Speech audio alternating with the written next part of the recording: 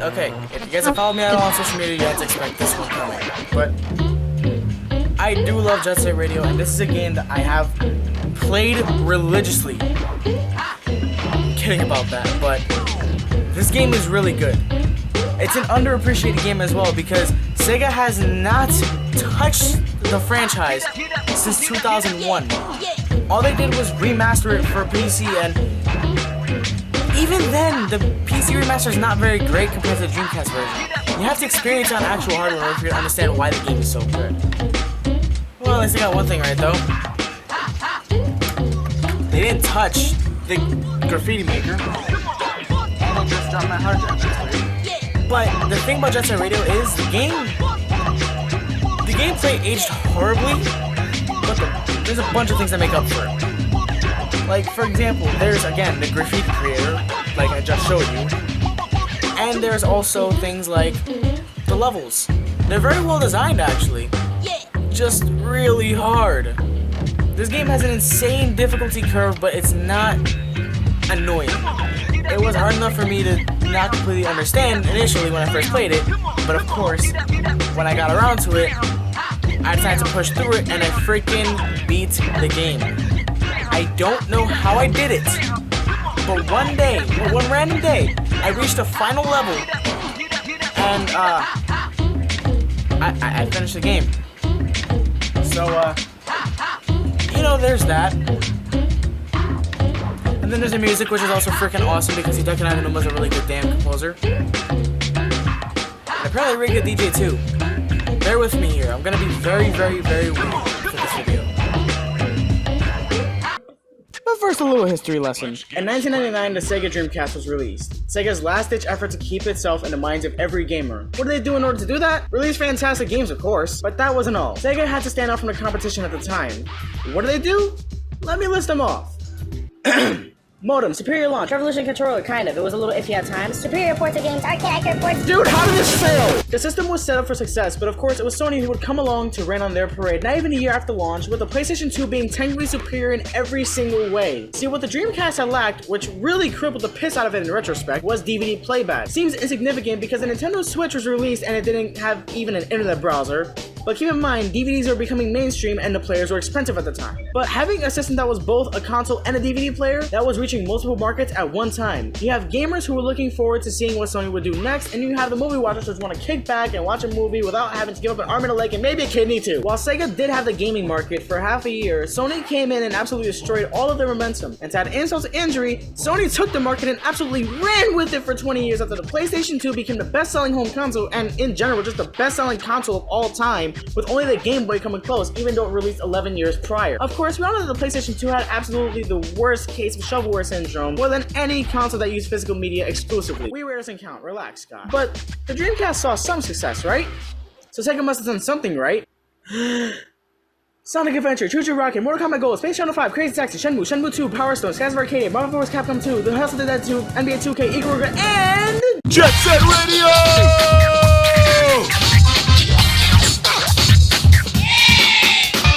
Or for some stupid reason at the time in North America, Jet Grind Radio.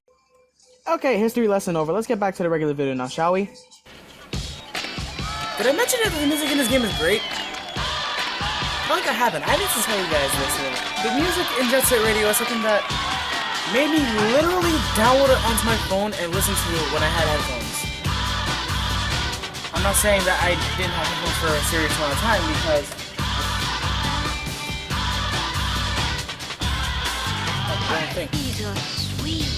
I have headphones now. I just bought these because I was going to initially do a podcast, but I need a better mic.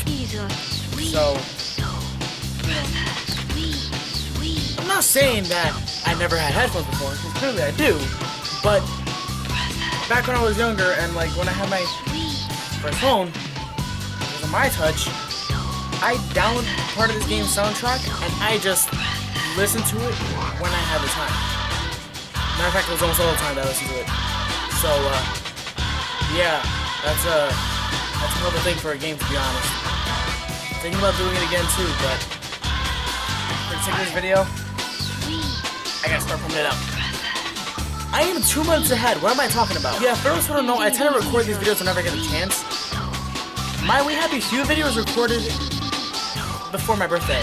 2 days before my birthday. April 11th. Oh, no, you're probably wondering, how the hell is this video so long if I had a hard drive failure?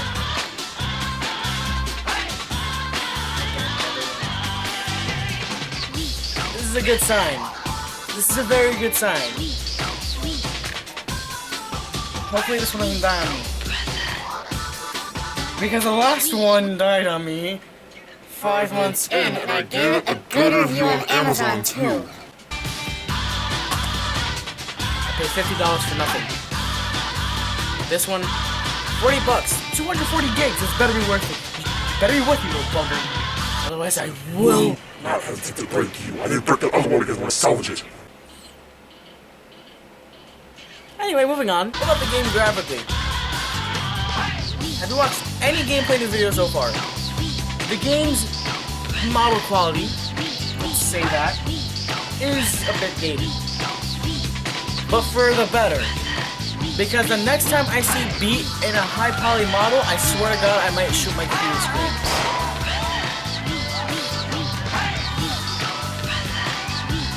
Yeah, it's not very good looking. His goggles scare the hell out of me.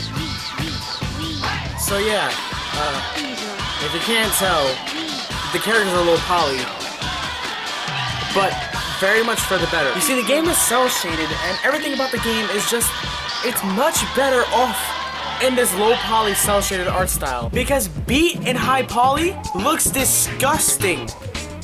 I'm looking at you, Transformed Racing. Or is it Racing Transformed? I don't care anymore. His model looks disgusting. I'd rather just see his Jet Set Radio Future model in there. And that thing's disgusting to me too.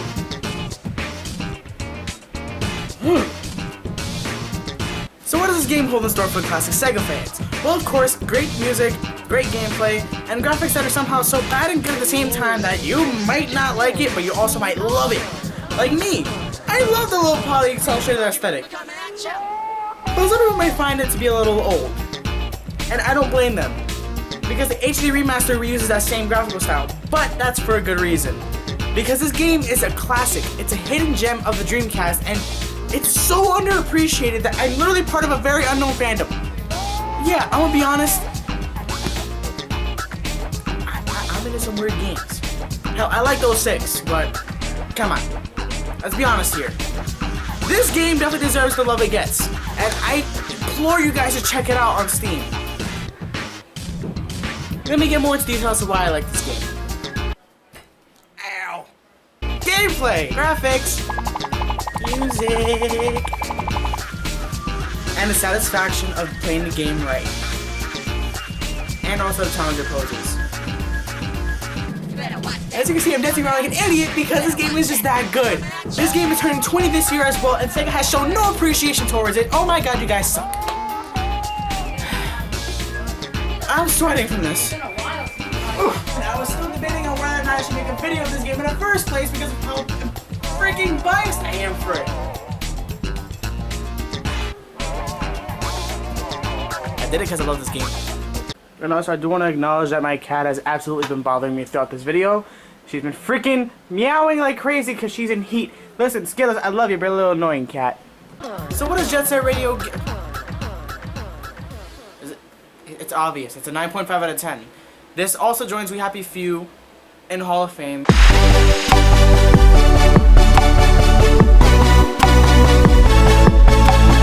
As well as shares the title of being one of my highest rated games so far. Bask in that while you guys still can, because something's gonna replace it soon. I don't know what. But as of right now, this game definitely stays at the top spot with We Happy Few,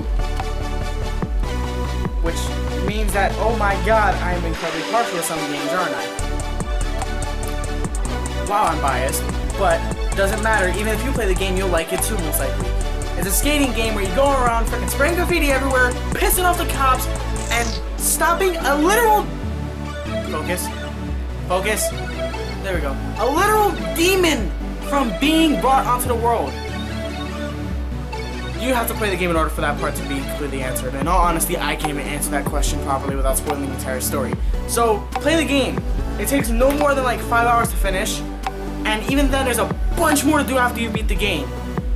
Don't try to complete it though. That takes upward of 20 hours. If you're like me and you have really bad ADD, you're not gonna be able to beat the game. Other than that, go play the game. It is 100% worth it, and it's $8 on Steam. Go check it out. And while you do that, I might just reevaluate my purposes of reviewing because I just made a very biased review. My god. I'm gonna go sit on my bed and cry now.